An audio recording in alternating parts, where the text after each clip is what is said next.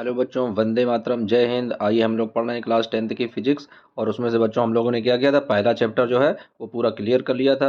यानी प्रकाश का परावर्तन और अपवर्तन की घटना हम लोगों ने देख ली थी। उसके साथ में लेंस के वही जो पार्ट थे वो कवर कर लिए थे। अब आइए बच्चों देख लेते हैं पहले चैप्टर की समाप्ति पर जो इसके मोस्ट बहुविकल्पी क्वेश्चन दिए गए हैं उनको हल कर लेते हैं। तो बच्चों आज हम लोग 60 बहुविकल्पी क्वेश्चन हल करेंगे। और इनके आंसर पहले की तरीके से बच्चों क्या करना, पेन कापी लेकर बैठना। जो भी आंसर आप लोगों को सही लगे उसे पहले आप लोग नोट करते रहना, या तो फिर आप लोग कमेंट बॉक्स में जो भी आंसर आपको सही लगे उसका कमेंट बॉक्स में आंसर देते रहिएगा। कुछ ना कुछ करते रहिएगा, बैठकर कोई भी वीडियो नहीं देखेगा। या तो कमेंट बॉक्स में आंसर लिखिए या तो फिर अपने पेन कापी में आंसर नोट करते रहिए। तो आइए देख लेते हैं बच्चों इसका पहला क्वेश्चन।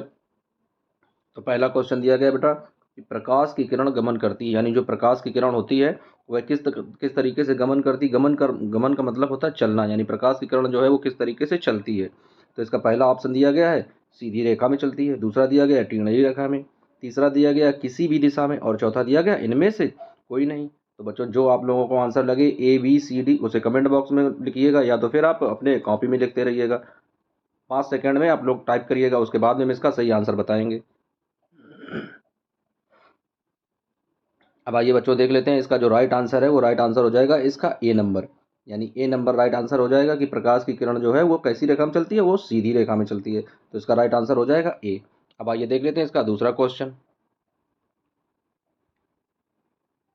तो दूसरा क्वेश्चन दिया गया बेटा कि प्रकाश का वेग न्यूनतम होता है, यानी प्रकाश का जो वेग है वो न्यूनतम होगा, किसमें न्यूनतम होगा। अब देख लेते हैं ऑप्शन नंबर ए में दिया गया निर्वात में, उसके बाद में बी दिया गया जल में, उसके बाद में सी दिया गया वायु में, उसके बाद में डी दिया गया है कांच में। तो देख लेते हैं निर्वात में प्रकाश का वेग, तो निर्वात में तो हम लोग जानते हैं प्रकाश का वेग कितना होता है। उसके बाद में जल में, तो बच्चों क्या करना, पहले आप लोग इसमें से जो भी आप लोगों को राइट आंसर लगे उसे आप लोग टाइप करिएगा।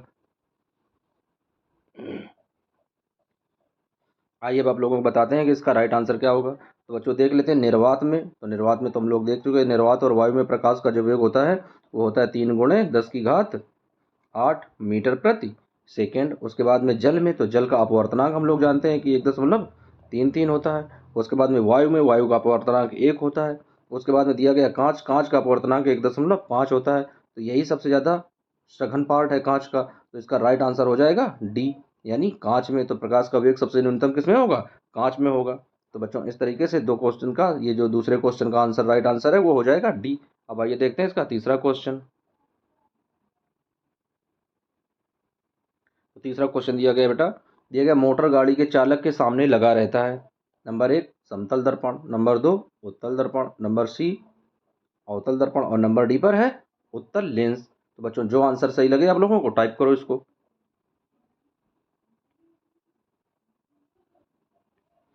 तो बच्चों देख लेते हैं जो मोटर गाड़ी के चालक के सामने लगा रहता है, यानी वाहनों के साइड शीशे के रूप में जो प्रयोग किया जाता है वो कौन सा होता है, वो होता है उत्तल दर्पण। तो इसका राइट आंसर हो जाएगा बी नंबर, उत्तल दर्पण। तो आइए देख लेते हैं अब इसका चौथा क्वेश्चन। चौथा क्वेश्चन दिया गया बेटा कि मोटर कार के हेडलाइट में प्रयोग किया जाता है, यानी मोटर कार का जो हेडलाइट होती है उसमें कौन सा हम लोग दर्पण प्रयोग करते हैं। नंबर 1 समतल दर्पण, नंबर 2 बी नंबर उत्तल दर्पण, नंबर सी में है अवतल दर्पण, और नंबर डी में है उत्तल लेंस। तो देख लेते हैं इसका जो राइट आंसर है बच्चों, आप लोग लिखिएगा इसका राइट आंसर, उसके बाद में बताते हैं।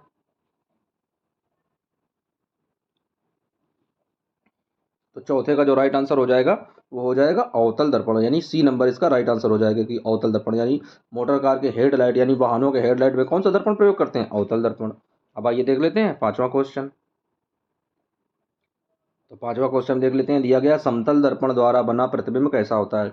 यानी समतल दर्पण से प्रतिबिंब कैसे बने होते हैं, वास्तविक होते हैं या काल्पनिक होते हैं या दोनों होते हैं या इनमें से कोई नहीं। तो बच्चों जो आंसर आप लोगों को सही लगे उसे आप लोग लिखिएगा।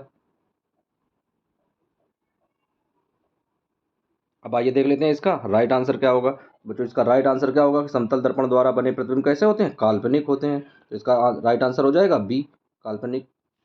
इन्हीं काल्पनिक को अगली भाषा में बोलते हैं आभासी। अगली भाषा में क्या बोलते हैं, काल्पनिक को आभासी व पार्श्वित उल्टे। अब आइए देख लेते हैं इसका छठवां question.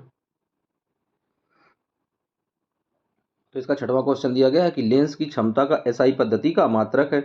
Number 1 dioptre, number B lumen, number C lux, और नंबर डी एंगस्ट्रम। तो देख लेते हैं इसका कौन सा आंसर सही होगा। बच्चों आप लोग लिखिएगा जब तक।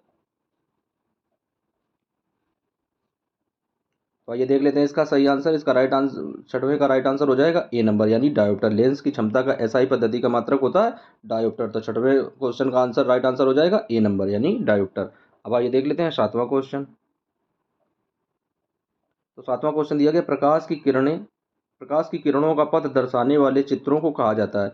यानी प्रकाश की किरणों को जो पथ दर्शाते हैं उन चित्रों को क्या बोलते हैं? नंबर एक किरण आरेख, number B focus, number C किरण पुंज, या इनमें से सभी। तो बच्चों जो राइट आंसर आप लोगों को लगे उसे आप लोग लिखो जब तक। तो आइए देख लेते हैं बच्चों, क्वेश्चन सातवें का जो राइट आंसर हो जाएगा वो हो जाएगा नंबर ए, यानी किरण आरेख। उन्हें क्या कहते हैं? किरण आरेख कहते हैं।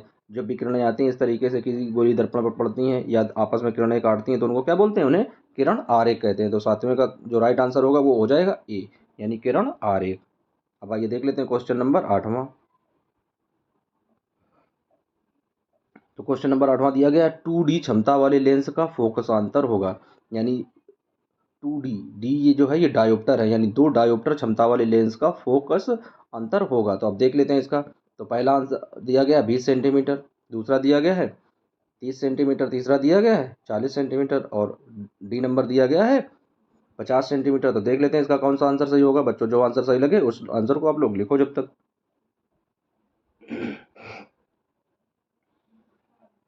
तो आइए देख लेते हैं इसका किस तरीके से फोकस दूरी निकालेंगे, यानी इसका फोकस किस तरीके निकालेंगे। तो फोकस का जो फार्मूला होता है फार्मूला लगा देते हैं, यानी 100/p लिख देते हैं। तो 100 ऊपर हो जाएगा और अपान में p का मान 2 दिया गया है तो 2 आ जाएगा, स्मॉल f बराबर।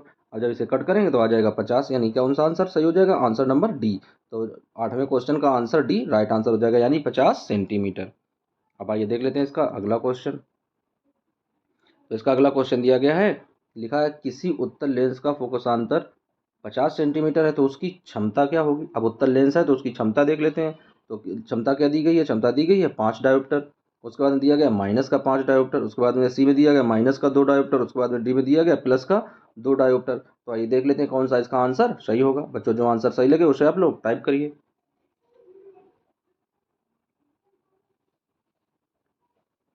तो देख लेते हैं बच्चों क्या दिया गया, उत्तल लेंस। तो उत्तल लेंस में क्या होता है? जो भी दिया जाता है तो प्लस में होता है। तो इसका राइट आंसर हो जाएगा नवे का डी, यानी 2 डायोप्टर। तो इसका राइट आंसर हो जाएगा 2 डायोप्टर। तो इस तरीके से नवे क्वेश्चन का राइट आंसर डी नंबर। अब आइए देख लेते हैं 10वां क्वेश्चन। तो 10वां क्वेश्चन है, प्रकाश की जो किरणें होती हैं उनको समूह को कहते हैं। यानी प्रकाश की किरणों के समूह को क्या कहते हैं? नंबर एक प्रकाश स्रोत कहते हैं, नंबर दो किरण पुंज कहते हैं, नंबर सी प्रदीप्त कहते हैं, या नंबर डी प्रकीर्णन कहते हैं। क्या कहते हैं चार में से? जो आंसर बच्चों सही लगे उसे लिखिएगा आप लोग। तो आइए देख लेते हैं 10वें क्वेश्चन का जो राइट आंसर हो जाएगा वो हो जाएगा आंसर नंबर बी, यानी उन्हें क्या कहते हैं? उन्हें बोलते हैं किरण पुंज। यानी प्रकाश की किरणों के समूह को क्या बोलते हैं? किरण पुंज। अब आइए देखते हैं इसका अगला क्वेश्चन, यानी 11वां क्वेश्चन। तो 11वां क्वेश्चन दिया गया है कि उत्तल लेंस की क्षमता होती है। तो देख लेते हैं, ऑप्शन ए में दिया गया है ऋणात्मक होती है, बी में दिया गया है धनात्मक होती है, सी में दिया गया ए और बी दोनों, और डी में दिया गया इनमें से कोई नहीं। तो बच्चों जो आंसर सही लगे उसे लिखो आप लोग। तो आइए देख लेते हैं क्या लिखा है, उत्तल लेंस की क्षमता। तो उत्तल लेंस की क्षमता कैसी होती है? उत्तल लेंस की क्षमता होती है धनात्मक। तो 11वें का राइट आंसर हो जाएगा बी, यानी कैसी होती है? धनात्मक होती है। तो 11वें का राइट आंसर बी हो जाएगा। अब आइए देख लेते हैं 12वां क्वेश्चन। 12वां क्वेश्चन दिया गया अवतल लेंस की क्षमता होती है। तो अब अवतल लेंस की क्षमता देख लेते हैं। नंबर एक ए में दिया गया ऋणात्मक, बी में दिया गया धनात्मक, और सी में दिया गया ए व बी दोनों, और डी में दिया गया इनमें से कोई नहीं। बच्चों जो आंसर सही लगे उसे आप लोग टाइप करो।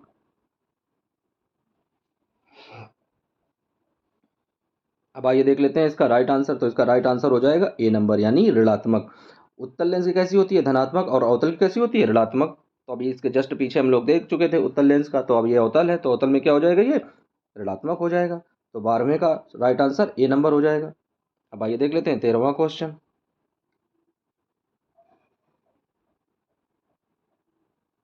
अब इसमें दिया गया उत्तल लेंस को कहते हैं, नंबर एक अभिसारी लेंस, द्वि उत्तल लेंस, या अपसारी लेंस, या इनमें से कोई नहीं। तो बच्चों 13वां क्वेश्चन देख लेते हैं, यानी उत्तल लेंस को क्या बोलते हैं? अभिसारी लेंस बोलते हैं, या द्वि उत्तल लेंस कहते हैं, या अपसारी लेंस बोलते हैं, या इनमें से कोई नहीं। तो देख लेते हैं बच्चों कौन सा आंसर इसका सही होगा। तो इसका राइट आंसर हो जाएगा 13वें का राइट आंसर हो जाएगा बच्चों अभिसारी लेंस, यानी उत्तल लेंस को क्या बोलते हैं? अभिसारी लेंस। तो 13वें क्वेश्चन का राइट आंसर ए नंबर हो जाएगा। अब आइए देख लेते हैं 14वां क्वेश्चन। दिया गया अवतल लेंस को क्या कहते हैं? तो अवतल लेंस को नंबर ए में दिया गया अभिसारी लेंस कहते हैं, या द्वि अवतल लेंस कहते हैं, या अपसारी लेंस कहते हैं, या इनमें से कोई नहीं। तो बच्चों जो आंसर सही हो उसे आप लोग टाइप करो। अब आइए देख लेते हैं 14वें का राइट आंसर। तो 14वें का राइट आंसर क्या हो जाएगा? अपसारी लेंस। तो इसका राइट आंसर सी नंबर हो जाएगा। अवतल लेंस को क्या बोलते हैं? अवतल लेंस को बोलते हैं अपसारी लेंस। तो इसका राइट आंसर सी नंबर। अब आइए देख लेते हैं 15वां क्वेश्चन। तो 15वां क्वेश्चन में दिया गया है निम्न में से कौन सा पदार्थ लेंस बनाने में प्रयुक्त नहीं किया जाता है, यानी निम्न में से कौन सा पदार्थ लेंस बनाने में प्रयुक्त नहीं किया जाता? नंबर 1 जल, नंबर बी कांच, नंबर सी प्लास्टिक, और नंबर डी मिट्टी। बच्चों इन चार ऑप्शन में से जो ऑप्शन सही लगे उसे आप लोग टाइप करो। अब आइए देख लेते हैं इसका राइट आंसर क्या होगा। तो इसका राइट आंसर हो जाएगा डी, यानी 15वें का राइट आंसर डी, यानी लेंस बनाने में मिट्टी का प्रयोग नहीं किया जाता है। अब आइए देख लेते हैं क्वेश्चन नंबर 16वां। दिया गया किस दर्पण से हमेशा वस्तु से छोटा प्रतिबिंब प्राप्त होता है, यानी कौन सा ऐसा दर्पण है जिससे जो प्रतिबिंब बनते हैं वे सदैव कैसे होते हैं? छोटे होते हैं। तो नंबर 1 समतल दर्पण, नंबर बी उत्तल दर्पण, और नंबर सी अवतल, और नंबर डी इनमें से कोई नहीं। तो बच्चों जो ऑप्शन सही लगे उसे आप लोग टाइप करो। तो देख लेते हैं किस दर्पण से हमेशा वस्तु से छोटा प्रतिबिंब प्राप्त होता है। तो इसका राइट आंसर हो जाएगा बी नंबर, यानी उत्तल। तो उत्तल दर्पण से हमेशा क्या होता है कि वस्तु से कैसे जो बिंब होता है, बिंब से सदैव जो प्रतिबिंब होते हैं कैसे होते हैं? छोटे होते हैं। तो इसका राइट आंसर हो जाएगा बी नंबर, यानी उत्तल। अब आइए देख लेते हैं अगला क्वेश्चन 17वां नंबर। तो अगला क्वेश्चन दिया गया है किस दर्पण से वस्तु का बड़ा प्रतिबिंब बनता है? नंबर ए समतल, नंबर बी अवतल, नंबर सी उत्तल, और नंबर डी इनमें से कोई नहीं। तो देख लेते हैं कौन सा इसका आंसर सही होगा।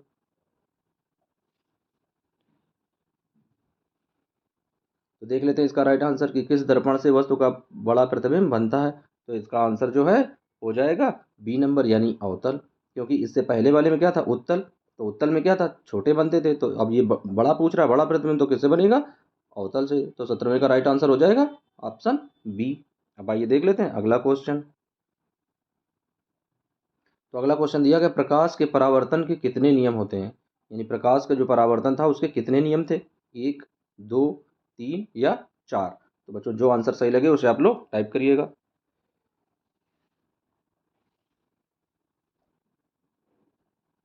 तो इसका राइट आंसर हो जाएगा 2, यानी प्रकाश के परावर्तन के कितने नियम थे? 2।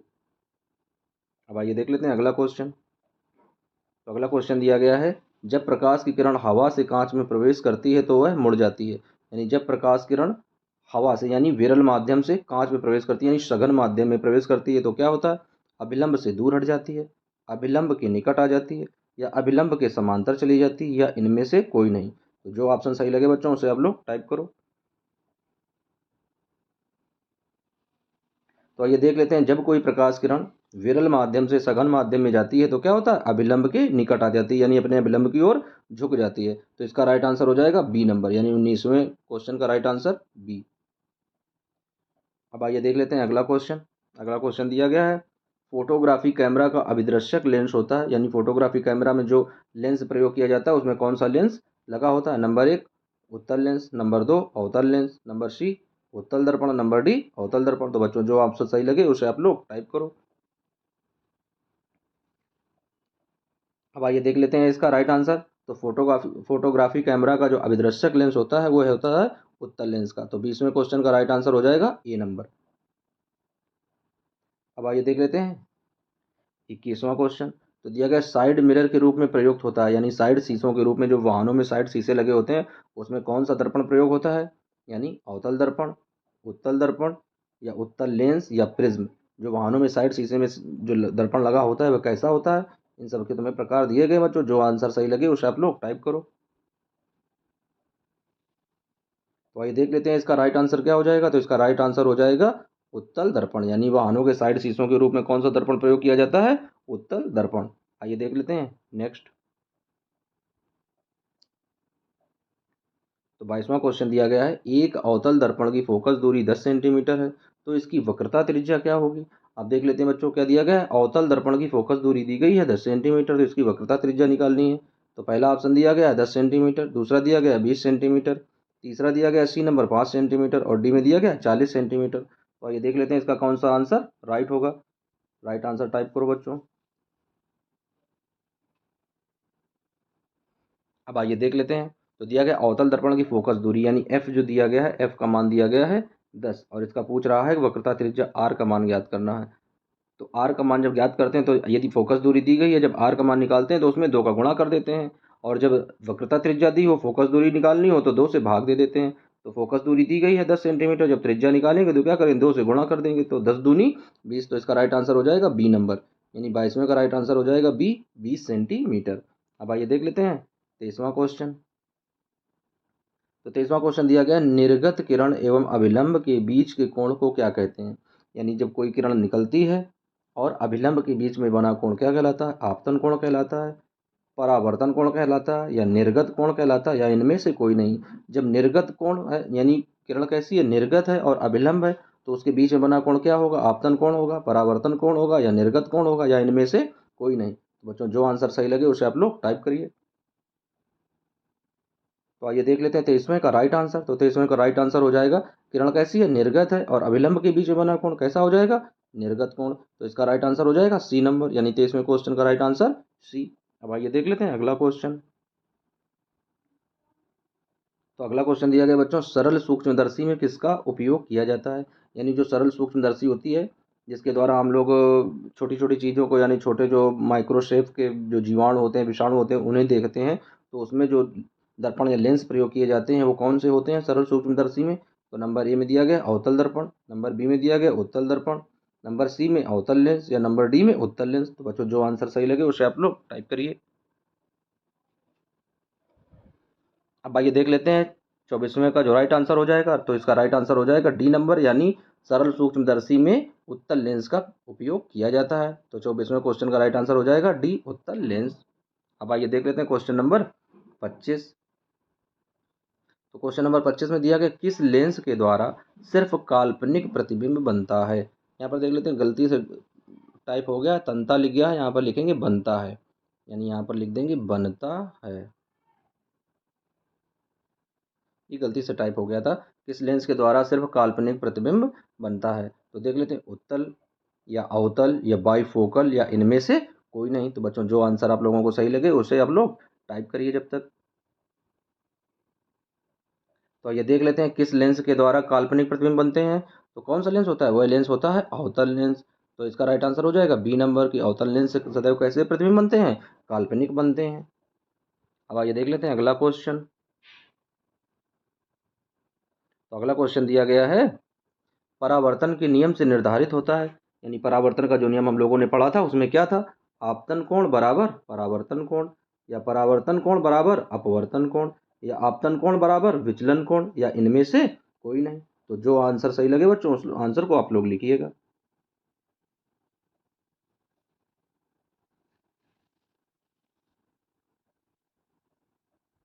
तो परावर्तन के नियम से क्या निर्धारित होता था, यानी आपतन कोण बराबर परावर्तन कोण के था। तो यही इसका राइट आंसर हो जाएगा ए नंबर, यानी आपतन कोण बराबर परावर्तन कोण के। तो परावर्तन के नियम में क्या था, आपतन कोण बराबर परावर्तन कोण। तो इसका राइट आंसर क्या हो जाएगा, ए नंबर। तो 26वें का राइट आंसर हो जाएगा ए, यानी आपतन कोण बराबर किसका हो जाएगा, परावर्तन कोण के। अब आइए देख लेते हैं अगला क्वेश्चन। तो अगला क्वेश्चन दिया गया, काल्पनिक प्रतिबिंब होता है। तो देख लेते हैं काल्पनिक प्रतिबिंब कैसा होता है, सीधा होता है, उल्टा होता है, या दोनों होते हैं, या इनमें से कोई नहीं। तो बच्चों जो आंसर सही लगे उसे आप लोग लिखिएगा।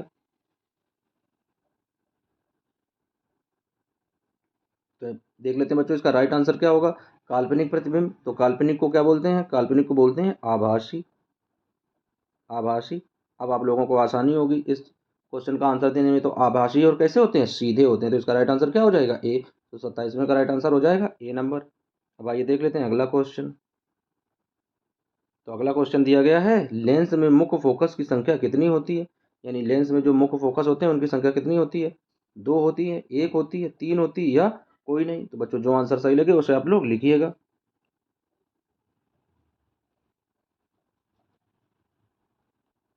तो तो आइए देख लेते हैं इसका राइट आंसर क्या हो जाएगा कि लेंस में मुख्य फोकस की संख्या कितनी होती है, 2 होती है, क्योंकि लेंस जो बने होते हैं उसमें एक साइड f1 और 2f1 होता है और दूसरे साइड f2 और 2f2 होता है, तो फोकस कितने होते हैं, 2 होते हैं। अब आइए देख लेते हैं अगला, तो 28वें का राइट आंसर हो जाएगा ए नंबर। अब आइए देख लेते हैं 29वां। तो 29वां क्वेश्चन दिया गया, सर्च लाइट का परावर्तक सतह होता है, यानी जो सर्च लाइट होती है उसका परावर्तक पृष्ठ कैसा होता है, उत्तल होता है, अवतल होता है, समतल होता है, या इनमें से कोई नहीं। तो देख लेते हैं बच्चों किस तरीके से हल करेंगे। इसका राइट आंसर टाइप करिएगा आप लोग।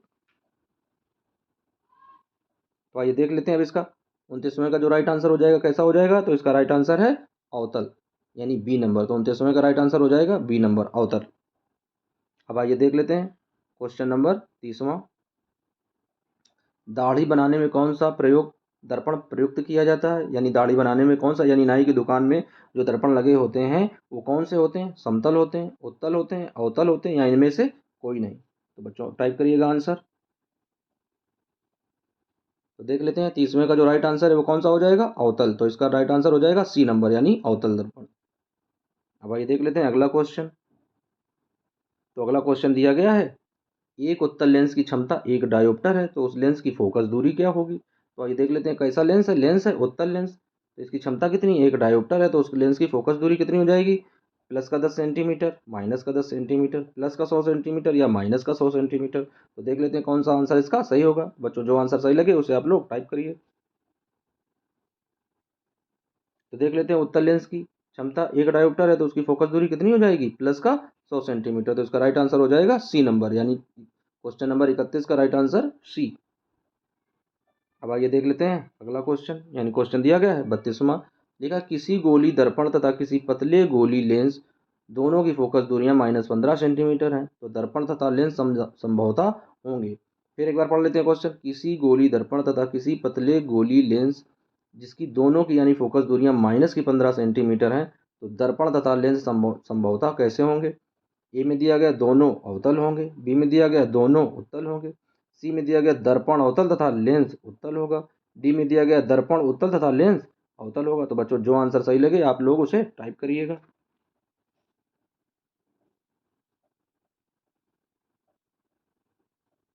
तो आइए देख लेते हैं इसका राइट आंसर हो जाएगा, यानी दोनों कैसे होंगे, दोनों अवतल होंगे। तो यहाँ पर लिख लेते हैं क्वेश्चन 32वें का आंसर हो जाएगा, जो राइट आंसर वो हो जाएगा ए नंबर, यानी दोनों कैसे होंगे, दोनों अवतल होंगे। अब आइए देख लेते हैं इसका अगला क्वेश्चन।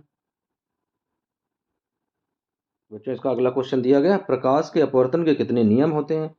तो एक नियम होता है, दो नियम होते हैं, या तीन नियम होते हैं, या चार नियम होते हैं। तो जो आंसर आप लोगों को सही लगे उस आंसर को आप टाइप करिएगा। तो देख लेते हैं प्रकाश के अपवर्तन के कितने नियम होते हैं। तो प्रकाश के अपवर्तन के नियम होते हैं दो। तो इसका राइट आंसर हो जाएगा बी नंबर, यानी 33वें का राइट आंसर बी हो जाएगा। अब आइए देख लेते हैं 34वां क्वेश्चन। तो दिया गया किसी माध्यम में अपवर्तनांक का मान होता है, यानी जब कोई माध्यम किसी एक माध्यम से दूसरे माध्यम में जब कोई प्रकाश की किरण जाती है तो उसका अपवर्तनांक n बराबर क्या होता है। तो आंसर जो भी है बच्चों आप लोग टाइप करिएगा, यानी sine i upon sine r, या sine r upon sine i, या sine i into sine r, या sine i plus sine r. अब ये चार ऑप्शन दिए गए, जो ऑप्शन आप लोगों को सही लगे उसे आप लोग टाइप करो। अब आइए देख लेते हैं इसका राइट आंसर। तो चौथे क्वेश्चन का जो राइट आंसर हो जाएगा वो हो जाएगा sine i upon sine r, यानी एन बराबर क्या निकला था, स्नेल के नियम से साइन आई अपॉन में साइन आर। तो इस तरीके से ये हम लोगों ने डेरिवेशन किया था। तो इसका राइट आंसर हो जाएगा ए नंबर, यानी 34वें का right answer A, sine i upon sine r. अब आइए देख लेते हैं अगला क्वेश्चन। तो अगला क्वेश्चन दिया गया, एक उत्तल लेंस होता है, यानी सभी सभी जगह समान मोटाई का होता है, बीच की अपेक्षा किनारों पर मोटा होता है उत्तल लेंस, किनारों की अपेक्षा बीच में मोटा होता है, या इनमें से कोई नहीं। तो बच्चों इन चार ऑप्शन में से जो ऑप्शन आप लोगों को सही लगे उस ऑप्शन को आप लोग टाइप करिए। तो आइए देख लेते हैं उत्तल लेंस कैसा होता है। तो इसका राइट आंसर हो जाएगा सी, यानी किनारों की अपेक्षा बीच में कैसा होता है, मोटा होता है। यानी उत्तल लेंस किस तरह का बना होता है, इस तरह का बना होता है, इस तरीके से, यानी किनारों की अपेक्षा में बीच में कैसा होता है, मोटा होता है। तो इसका राइट आंसर हो जाएगा सी नंबर, यानी 35वें क्वेश्चन का राइट आंसर सी, किनारों की अपेक्षा बीच में मोटा। अब आइए देख लेते हैं अगला क्वेश्चन। तो अगला क्वेश्चन दिया गया बच्चों, अवतल लेंस का आवर्धन m किसके बराबर होता है, यानी आवर्धन क्षमता जब होती है तो उसको किस तरीके से लिखते हैं, उसका फार्मूला क्या होता है। तो यू अपॉन वी, या यू वी, या यू प्लस वी, या वी अपॉन यू। तो देख लेते हैं, चार ऑप्शन दिए गए हैं, इन चार ऑप्शन में से जो ऑप्शन आप लोगों को सही लगे उस ऑप्शन को आप लोग टाइप करिए। तो आइए अब देख लेते हैं इसका राइट आंसर। तो अवतल लेंस का आवर्धन क्या होता है, तो फार्मूला हम लोगों ने पढ़ा था, एम बराबर क्या निकला था, वी अपॉन यू। इस तरीके से ये लेंस का फार्मूला था। अगर यहीं पर दर्पण लिख देते तो यहाँ पर माइनस का साइन लग जाता, यानी माइनस का वी अपॉन यू। तो इस तरीके से जब लेंस के लिए आवर्धन का फार्मूला लगाते हैं तो एम बराबर हो जाता है वी अपॉन में यू। तो इस तरीके से इसका जो राइट आंसर हो जाएगा वो हो जाएगा डी नंबर। तो क्वेश्चन 36 का राइट आंसर क्या हो जाएगा, डी नंबर, यानी वी अपॉन में यू। अब आइए देख लेते हैं इसका अगला क्वेश्चन। तो आइए बच्चों देख लेते हैं, गोली दर्पण में फोकसांतर एवं वक्रता त्रिज्या के बीच संबंध होता है। यानी कोई गोली दर्पण है तो उसमें फोकस दूरी, फोकसांतर को बोलते हैं यानी फोकस दूरी, और उसकी वक्रता त्रिज्या के बीच में क्या संबंध होता है। तो देख लेते हैं, दिया गया आर बराबर 2f, या एफ बराबर आर के, या एफ बराबर 2/r के, या आर बराबर f/2 के। तो देख लेते हैं इन चार ऑप्शन में से कौन सा ऑप्शन सही है। तो जो ऑप्शन सही लगे उस ऑप्शन को आप लोग टाइप करो।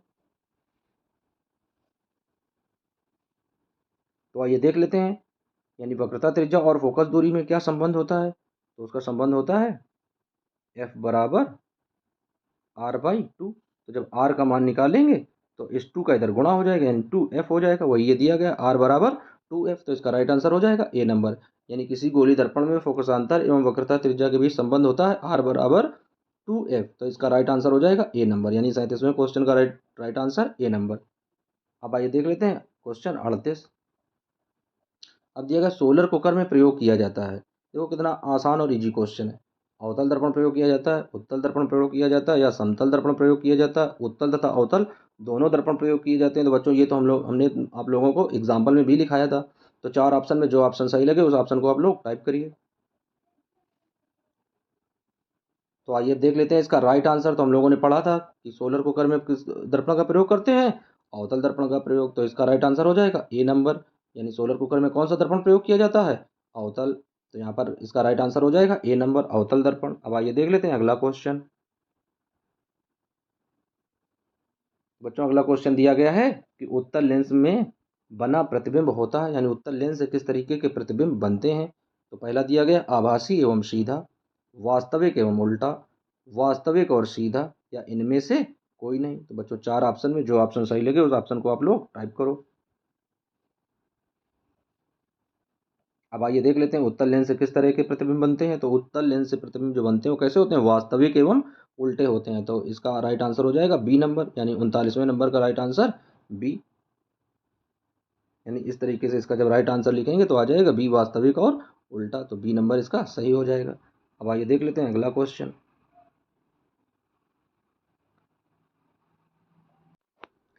अब आइए बच्चों देख लेते हैं 40वां नंबर। तो दिया गया उत्तल लेंस जब बिंब एफ और 2f के बीच रखा हो तब प्रतिबिंब बनता है। यानी उत्तल लेंस में यदि बिंब f1 और 2f1 के बीच में यदि रखा है तो उसका प्रतिबिंब कहाँ पर बनेगा। तो ए ऑप्शन में दिया गया बड़ा और वास्तविक होगा, बी में दिया गया छोटा और वास्तविक होगा, सी में दिया गया छोटा और काल्पनिक होगा, या डी में दिया गया बड़ा और काल्पनिक होगा। तो बच्चों चार ऑप्शन में जो ऑप्शन सही है उस ऑप्शन को टाइप करिएगा जब तक। अब आइए देख लेते हैं इसका राइट आंसर क्या हो जाएगा। तो इसका राइट आंसर हो जाएगा कि यदि उत्तल लेंस से बिंब f1 व 2f1 के बीच में रखा है तो प्रतिबिंब कैसा होता है, प्रतिबिंब होता है बड़ा और वास्तविक। तो इसका राइट आंसर हो जाएगा ए नंबर, यानी प्रतिबिंब कैसा हो जाएगा, बड़ा एवं वास्तविक हो जाएगा। अब आइए देख लेते हैं अगला क्वेश्चन। तो देख लेते हैं अगला क्वेश्चन दिया गया, दो वक्री पृष्ठों से घिरे ठोस माध्यम को क्या कहते हैं।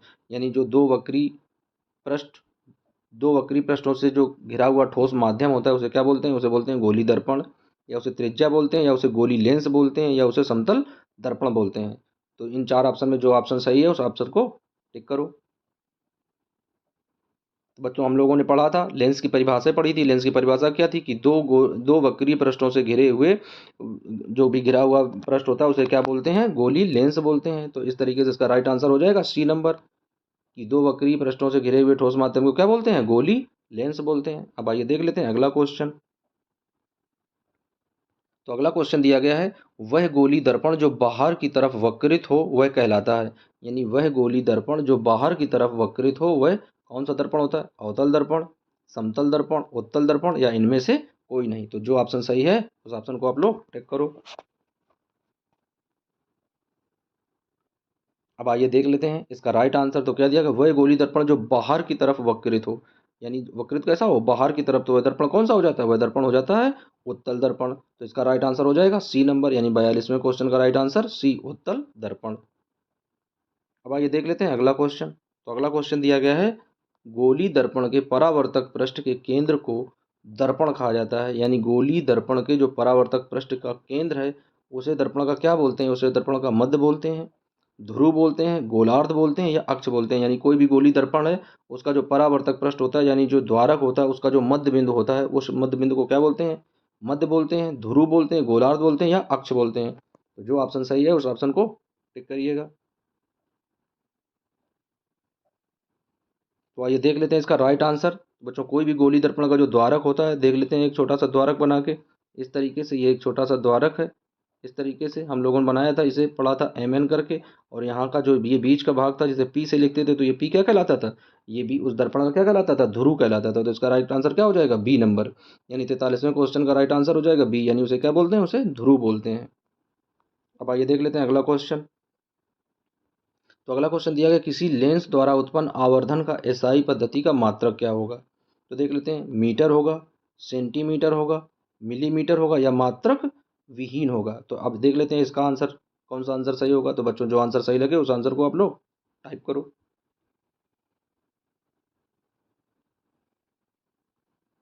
तो भाई ये देख लेते हैं इसका आंसर क्या होगा। राइट आंसर कि किसी लेंस द्वारा उत्पन्न आवर्धन का एसआई पद्धति का मात्रक क्या होता है? वह मात्रक हीन होता है। यानी इसका राइट आंसर क्या हो जाएगा? डी नंबर हो जाएगा कि वह क्या होता है? वह मात्रक विहीन होता है। तो इस तरीके से इसका राइट आंसर हो जाएगा डी नंबर, मात्रक विहीन।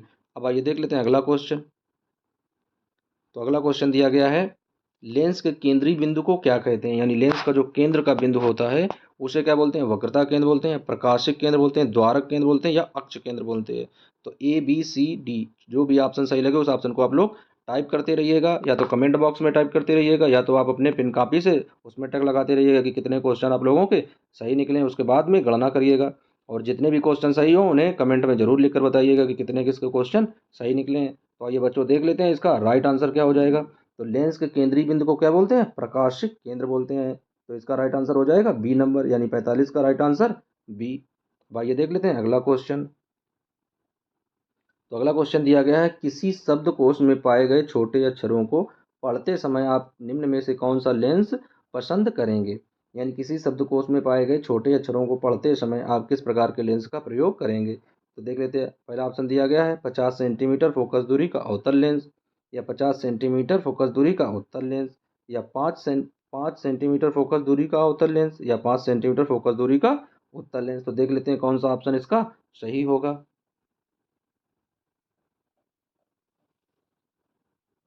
तो आइए देख लेते हैं इसका राइट आंसर। तो इसका राइट आंसर हो जाएगा डी नंबर, यानी 5 सेंटीमीटर फोकस दूरी का उत्तल lens.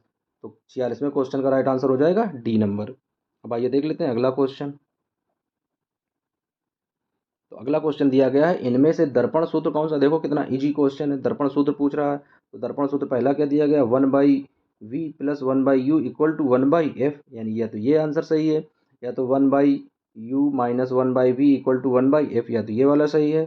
1/v plus u/1 plus 1/f, या तो तीसरा सही है, या v/1 plus 1/u plus 1/f। इनमें से जो भी आंसर आप लोगों को सही लगे उस आंसर को आप लोग टाइप करो।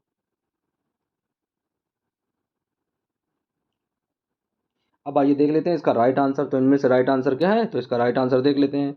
तो हम लोग तो जानते हैं, पढ़ चुके थे फोकस दूरी का, यानी 1/f इक्वल टू क्या निकला था? 1/v plus 1/u। इस तरीके से हम लोगों ने निकाला। तो जो राइट आंसर दिया गया ए नंबर में दिया गया। तो 47वें का राइट आंसर क्या हो जाएगा? ए। तो क्वेश्चन नंबर 47 का राइट आंसर ए। अब आइए देख लेते हैं अगला क्वेश्चन। तो क्वेश्चन दिया गया 48, यानी किसी गोलीय दर्पण का वक्रता केंद्र को उस अक्ष से निरूपित किया जाता है। यानी कोई गोली दर्पण है तो जो उसका वक्रता केंद्र होता है, इस तरीके का गोली दर्पण है तो वक्रता केंद्र को कैसे से निरूपित करते हैं? हमने बताया था बच्चों आप लोगों को वक्रता केंद्र किस तरीके से, किस अक्षर से निरूपित किया जाता है। तो number A C, number B में है पी, और नंबर सी में है ओ, और नंबर डी में है एफ। तो जो आंसर सही है उस आंसर को आप लोग लिखो जब तक।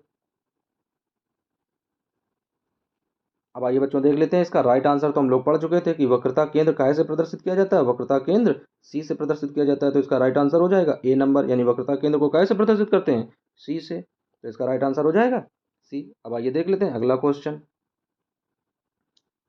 देख लेते हैं। तो लिखा है निर्वात में प्रकाश की चाल होगी। बच्चों यहाँ पर गलती से देखो टाइप हो गया है, चाल लिखना था और यहाँ पर छाल बन गया है, तो इसको लिख लेंगे चाल, इस तरीके से कि निर्वात में प्रकाश की चाल है। तो निर्वात में प्रकाश की चाल ए नंबर दिया गया 3 × 10⁸ मीटर प्रति सेकेंड, बी में दिया गया 2 × 10⁸ मीटर प्रति सेकेंड, या सी में दिया गया 3 × 10⁹ मीटर प्रति सेकेंड, या डी में दिया गया 3 × 10⁻101 मीटर प्रति सेकेंड। तो बच्चों चार में से जो ऑप्शन आप लोगों को सही लगे वो ऑप्शन आप लोग टाइप करिए जब तक।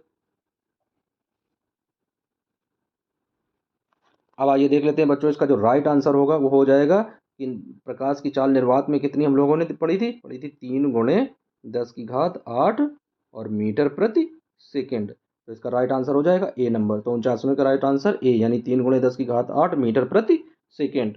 अब आइए देख लेते हैं अगला क्वेश्चन।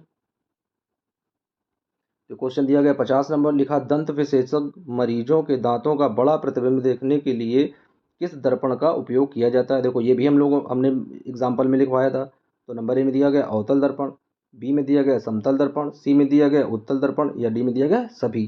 तो जो आंसर सही है उस आंसर को आप लोग टाइप करिएगा। अब आइए देख लेते हैं इसका राइट आंसर। तो इसका राइट आंसर हो जाएगा, यानी जो दांत के मरीज, जो दांत के डॉक्टर होते हैं वो कौन सा दर्पण प्रयोग करते हैं, वो दर्पण प्रयोग करते हैं अवतल दर्पण। तो इसका राइट आंसर हो जाएगा ए नंबर, यानी 50वें क्वेश्चन का राइट आंसर ए, अवतल दर्पण। अब आइए देख लेते हैं क्वेश्चन नंबर 51। तो दिया गया पतले लेंस की आवर्धन क्षमता होती है, कम होती है, अधिक होती है, संतुलित होती है, या इनमें से सभी होती है। तो अब देख लेते हैं चार में से जो आंसर सही है उस आंसर को आप लोग टिक करो। तो अब आइए देख लेते हैं इसका राइट आंसर। तो दिया गया पतले लेंस की आवर्धन क्षमता होती है, तो क्या हो जाएगा इसका राइट आंसर ए हो जाएगा, यानी कम होती है। जो लेंस पतला होगा तो उसकी आवर्धन क्षमता भी क्या होगी, कम होगी। तो इस वजह से 51 का जो राइट आंसर हो जाएगा ए नंबर, यानी क्या होती है, कम होती है। अब आइए देख लेते हैं अगला क्वेश्चन। अब दिया गया मोटे लेंस की आवर्धन क्षमता क्या होती है, कम होती है, अधिक होती है, संतुलित होती है, या इनमें से कोई नहीं। तो देखो कितना इजी क्वेश्चन है। इसके जस्ट पहले अभी हम लोगों ने जो क्वेश्चन बताया है उसके उसी के अपोजिट ये क्वेश्चन है। तो इसका आंसर आप लोग बताओ कौन सा सही होगा, ए बी सी या डी। तो अब आइए देख लेते हैं उसमें क्या था, पतला लेंस था तो उसकी आवर्धन क्षमता कैसी थी, कम थी। इसमें कैसा लेंस है, मोटा लेंस है, तो इसकी आवर्धन क्षमता कैसी होगी, बिल्कुल सही, बी नंबर, अधिक होगी। तो 52 का क्वेश्चन, जो 52 क्वेश्चन नंबर है उसका राइट आंसर हो जाएगा बी, कैसी होगी, अधिक होगी। तो अब आइए देख लेते हैं इसका अगला क्वेश्चन। बच्चों अगला क्वेश्चन दिया गया अवतल दर्पण के ध्रुव और मुख्य फोकस के बीच रखे बिंब का प्रतिबिंब की प्रकृति क्या होती है। यानी अवतल दर्पण है, उसमें बिंब का कहाँ पर रखा है, ध्रुव और मुख्य फोकस के बीच में, यानी एफ व पी के मध्य में रखा है। तो प्रतिबिंब की प्रकृति कैसी बनेगी, आभासी तथा उल्टी, आभासी तथा सीधी, काल्पनिक एवं सीधी, या इनमें से सभी। बहुत इजी क्वेश्चन है बच्चों, फटाक से टाइप करिएगा इसे। कई बार हम इन सब चीज़ों को पढ़ चुके हैं बच्चों, बहुत इजी क्वेश्चन है ये।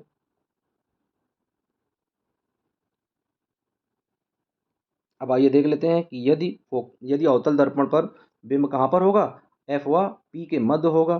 तो हम देखते हैं कि उसका प्रतिबिंब कहाँ बनता है, दर्पण के पीछे। तो दर्पण के पीछे कैसा बनेगा, वह बनेगा आभासी एवं सीधा। तो इसका राइट आंसर हो जाएगा बी नंबर। तो 53 क्वेश्चन का राइट आंसर बी, आभासी एवं सीधा। अब आइए देख लेते हैं क्वेश्चन नंबर 54। दिया गया उत्तल लेंस का प्रकाशिक केंद्र और मुख्य फोकस के बीच रखे बिंब का प्रतिबिंब की प्रकृति क्या होगी। यानी उत्तल लेंस जो है, अब उसमें क्या दिया गया था, उत्तल दर्पण दिया गया, इसमें उत्तल लेंस का प्रकाशिक केंद्र और मुख्य फोकस, यानी जो बिंब रखा है उसकी स्थिति क्या है, उसकी स्थिति है ओ व F1 के मध्य।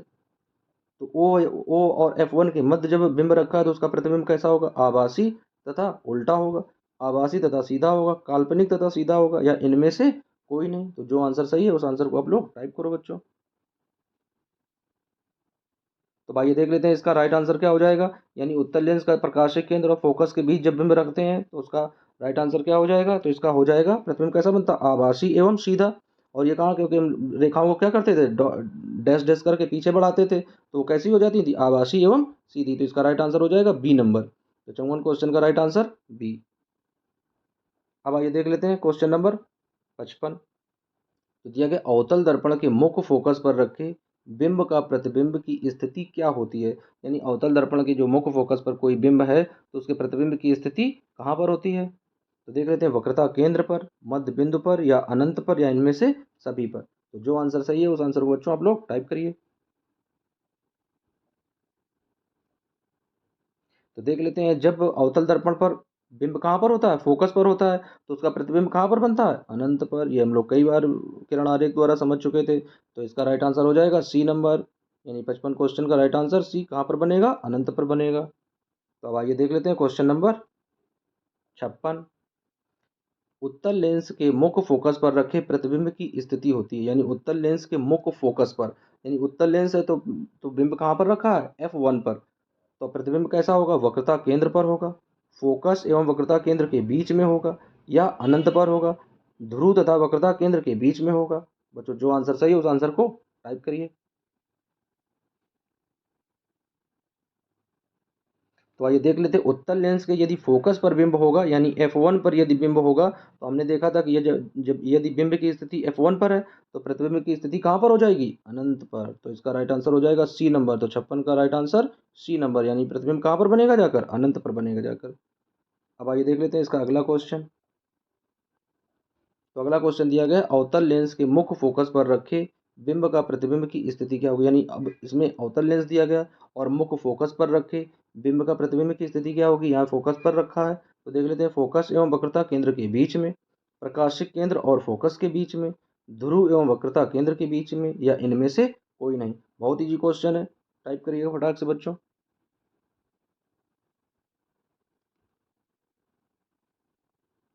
तो अब आइए देख लेते हैं कि यदि अवतल लेंस में दो ही कंडीशन होती हैं, जब अनंत से आती हैं तो कहाँ पर मिलती हुई प्रतीत होती हैं, फोकस पर। और यदि जो उसका प्रकाशिक केंद्र होता है वो यदि उसके परे रखी है, या F1 या टू एफ वन के परे कोई भी बिंब है तो उसका प्रतिबिंब कहाँ पर बनता है, प्रकाशिक केंद्र और फोकस के बीच में बनता है।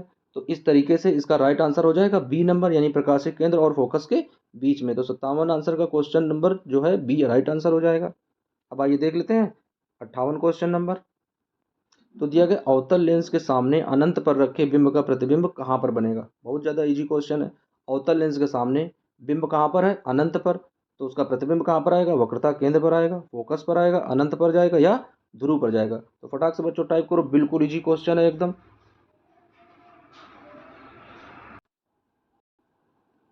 तो आइए बच्चों देख लेते हैं, अवतल लेंस के सामने अनंत पर रखे बिंब का प्रतिबिंब की स्थिति कहाँ पे होगी। तो आइए देख लेते हैं कि प्रतिबिंब की स्थिति कहाँ पर होगी। तो यदि अवतल लेंस के सामने अनंत पर कोई भी बिंब रखा होता है तो उसका प्रतिबिंब कहाँ पर बनता है, तो उसका प्रतिबिंब बच्चों बनता है फोकस पर। तो इसका राइट आंसर हो जाएगा बी, यानी कहाँ पर प्रतिबिंब बनेगा, फोकस पर। सबसे ज़्यादा इजी क्वेश्चन है ये। अब आइए देख लेते हैं अगला क्वेश्चन। तो अगला क्वेश्चन दिया गया है, अवतल दर्पण के सामने अनंत पर रखे बिंब का प्रतिबिंब कहाँ पर बनता है। देखो उससे भी ज़्यादा इजी क्वेश्चन है ये। अवतल दर्पण के सामने अब बिंब कहाँ पर रखा है, अनंत पर रखा है।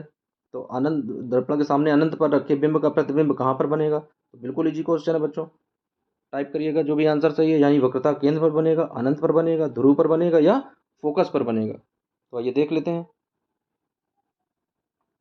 इसका राइट आंसर क्या होगा।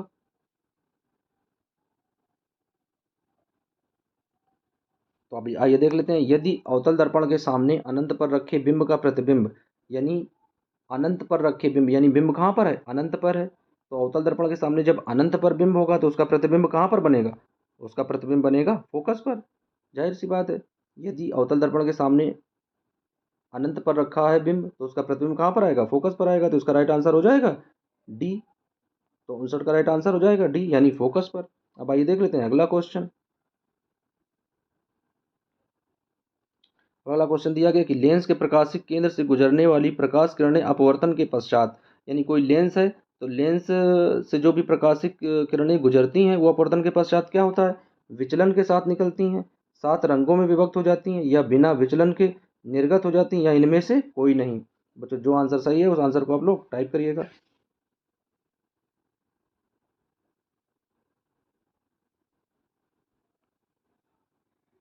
अब आइए देख लेते हैं इसका जो राइट आंसर होगा। तो इसका राइट आंसर क्या हो जाएगा कि लेंस के प्रकाशिक केंद्र से गुजरने वाली जो प्रकाश किरणें होती हैं तो अपवर्तन के पश्चात क्या होता है, प्रकाशिक केंद्र से तो वो 7 रंगों में विभक्त हो जाती हैं। इसका राइट आंसर क्या हो जाएगा, वो 7 रंगों में विभक्त हो जाती हैं। तो इस तरीके से 60 नंबर का राइट आंसर हो जाएगा बी। कितने रंगों में विभक्त हो जाती हैं, 7 रंगों में। हम लोगों ने पढ़ा भी था कि यदि कोई प्रकाश किरण किसी लेंस से के प्रकाशिक केंद्र से गुजरती है तो वह अपने आप को 7 भागों में यानी 7 रंगों में परिवर्तित कर देती है। तो बच्चों इस तरीके से हमने 60 क्वेश्चन जो बहुत ज़्यादा इंपॉर्टेंट है फर्स्ट चैप्टर के, उन 60 क्वेश्चन को हल किया। बच्चों आप लोगों का जो भी स्कोर रहा है 60 में से जिसके जितने क्वेश्चन सही रहे हों, तो अब उन क्वेश्चनों को आप लोग कमेंट बॉक्स में ज़रूर करिएगा। अब आइए देख लेते हैं 2 क्वेश्चन होमवर्क के रूप में देंगे, उनका आंसर हम नहीं बताएंगे और उनका आंसर आप लोग कमेंट बॉक्स में कमेंट करके बताओगे कि उनका आंसर क्या सही होगा। तो आइए देख लेते हैं 2 क्वेश्चन होमवर्क के रूप में। तो आइए देख लेते हैं ये क्वेश्चन क्या है। क्वेश्चन दिया गया है, मुख्य फोकस से गुजरने वाली प्रकाश किरण उत्तल लेंस से अपवर्तन के पश्चात, यानी मुख्य फोकस से गुजरने वाली प्रकाश किरण उत्तल लेंस से अपवर्तन के पश्चात कहाँ से होकर निकलती है। मुख्य अक्ष के विपरीत जाती है, निर्गत किरण मुख्य अक्ष के समांतर जाती है, मुख्य अक्ष से दूर जाती है या उसी पथ के अनुदिश वापस परावर्तित हो जाती है। एक बार फिर से पढ़ लेते हैं, मुख्य अक्ष से गुजरने वाली प्रकाश किरण उत्तल लेंस यानी उत्तल लेंस से जो मुख्य अक्ष के समांतर प्रकाश किरण जाएगी वह कहाँ से होकर गुजरेगी। इसका जो भी आंसर सही लगे उस आंसर को आप लोग टाइप करिएगा। अगला क्वेश्चन देख लेते हैं। लिखा है इसमें अगला क्वेश्चन कि मुख्य अक्ष के समांतर आने वाली कोई प्रकाश किरण अवतल लेंस से अपवर्तन के पश्चात, यानी मुख्य अक्ष के समांतर यदि अवतल लेंस पर कोई भी किरण मुख्य अक्ष के समांतर आएगी तो वह कहाँ से होकर गुजरेगी, मुख्य अक्ष के विपरीत जाएगी, उसी पथ के अनुदिश वापस परावर्तित हो जाएगी, निर्गत किरण मुख्य अक्ष के समांतर जाएगी या निर्गत किरण मुख्य अक्ष से दूर जाएगी। तो अब इन दोनों के जो भी आंसर हैं उन आंसर को आप लोग कमेंट बॉक्स में टाइप करिएगा। तो बच्चों इस तरीके से हमने पहले चैप्टर के जो 60 बहुत ज़्यादा इंपॉर्टेंट मुख्य और इनसे बहुत सारे क्वेश्चन एग्जाम में भी बनते हैं और बहुत सारे जो इंपॉर्टेंट क्वेश्चन थे वो हम लोगों ने अध्ययन कर लिए हैं। तो बच्चों इस तरीके से पहला चैप्टर क्लियर कर लिया गया है और इससे बहुविकल्पी जो क्वेश्चन थे वो सारे हल हो गए हैं। अब आप लोग बच्चों इसको एक बार फिर से रिवीजन कर लेना जो भी आंसर सही हो, और इसका स्कोर आप लोग जरूर लिखना, जो भी जिसका जितना भी स्कोर रहा हो, जिसके जो भी नंबर आए हैं उसे आप लोग कमेंट बॉक्स में करके जरूर बताइएगा किसके कितने नंबर आए हैं। और बच्चों ये वीडियो आप लोगों को अच्छा लगा हो और ये चीज़ें अच्छे से समझ में आई हो तो वीडियो को एक बार लाइक कर दें और एक बार चैनल को सब्सक्राइब कर लें। जय हिंद, वंदे मातरम।